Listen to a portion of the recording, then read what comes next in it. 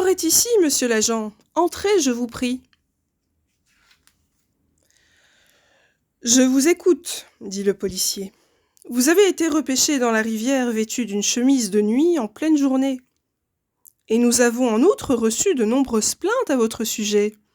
J'attends vos explications. Eh bien, voilà. Ma femme, Valentine, m'avait dit « Igor, c'est moi, Igor, je crois que je vais manquer de farine pour la galette. Peux-tu passer chez l'épicier ? Pendant que tu y seras, prends aussi un paquet de biscottes, ça dépanne bien, et de la confiture de griotte. » Encore de la galette ? Je hais la galette, mais j'aime Valentine. Alors moi, ni une ni deux, je me mets en chemin en chantonnant la liste des commissions pour être sûr de ne rien oublier. Lapin en gibelotte, l'air, cochon ravigote, tralala, agneau en cocotte, toin. Épicerie de la forêt. Je fais mes courses, et sur le chemin du retour, brusquement, que vois-je ? Un cochon livré à lui-même, en train, l'inconscient, de faire cuire une galette, dans une maison de paille, qui plus est. Je n'écoute que mon cœur. Je vole à son secours et lui explique les dangers qu'il court. Je réussis à le convaincre d'aller chez son frère qui habite juste à côté. Je l'accompagne même pour être sûre qu'il ne lui arrive rien. Et là, je m'aperçois que son frère, qui n'est guère plus grand que lui, habite une maison tout aussi inflammable. 2 cochons de lait grillés en puissance, quel bonheur, je veux dire quelle horreur, mais je sais me montrer persuasif. Et les voici qui trottinent vers la maison du 3e frère. Une maison de maçon, en briques et en béton. Et alors, je les y accompagne, discret mais prévenant. Et je grimpe même sur le toit pour vérifier que la cheminée tire convenablement. D'énormes bûches sont en train de brûler. Me voilà tout à fait rassurée. Je peux rentrer l'âme en paix. Mais du haut du toit, qu'est-ce que j'aperçois ? Une fillette tendre et dodue à souhait qui gambade au bord de la rivière. La, je vais chez ma grand-mère. Ran, en plan, je me rends chez ma mère grand. Je ne résiste pas, je cours la sauver d'une noyade assurée, quand la voiture de Mère Grand brise brutalement mon élan. Je trottine dans les bois.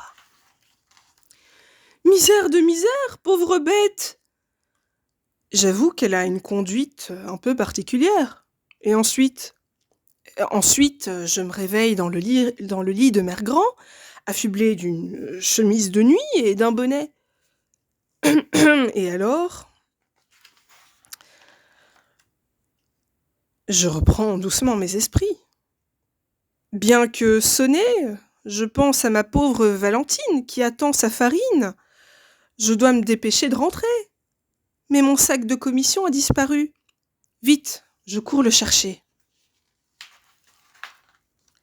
Dans ce ridicule accoutrement, et oui, monsieur l'agent, évidemment, je me fais le plus discret possible.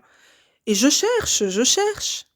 Je me dis, tiens, Madame Broutchou l'aura peut-être trouvé. Et si j'allais frapper à sa porte ? Elle me dit que non, elle est désolée, elle me donnerait volontiers un coup de main. Mais je ne veux pas abuser, je pense à ma Valentine qui doit s'inquiéter. Je rentre, ventre à terre, la rassurer. Et là, je tombe sur Petit Agneau qui peint près du ruisseau. Comme je n'avais rien avalé depuis le matin, je suis littéralement mort de soif. Je me penche pour me désaltérer dans le courant d'une onde pure, comme qui dirait qu'en bêtement, je glisse sur une pierre. Ma dernière heure est arrivée, car tout loup que je suis, je nage comme un clou. C'est là, monsieur l'agent, que le courageux monsieur Lapin, mon sauveur, intervient. Allons, allons, tout est bien qui finit bien, dit monsieur Lapin. Partageons cette belle journée de chandeleur. Restez goûter pour mes crêpes, monsieur l'agent.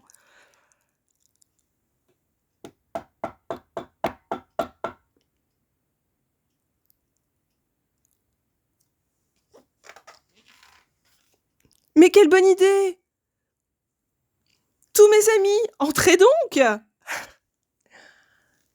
Fin. C'était Parole de loup de Geoffroy de Pénard. J'ai envie d'une crêpe.